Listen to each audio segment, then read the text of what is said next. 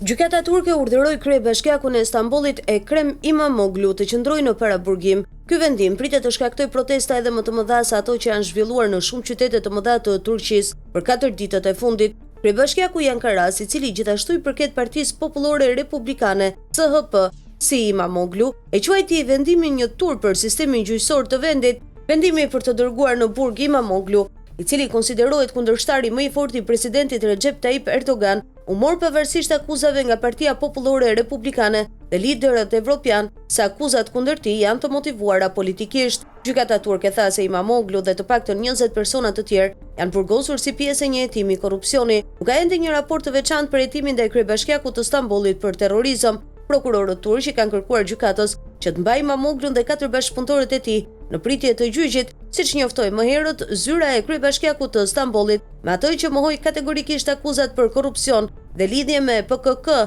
Partia Punëtore e Kurdistanit, duke i përshkruar ato si të pamendueshme, të pabazuara dhe të pamoralshme. Miratimi i propozimit të prokurorit do të thotë që İmamoğlu do të shkarkohet nga detyra pasi legjislacioni në Turqi i lejon qeverisë të emërojë dikë tjetër në vend të tij. Ndërkohë tensionet po rriten në Turqi, protestat kundër arrestimit të tij nuk ndalen dhe mbi 340 persona janë arrestuar.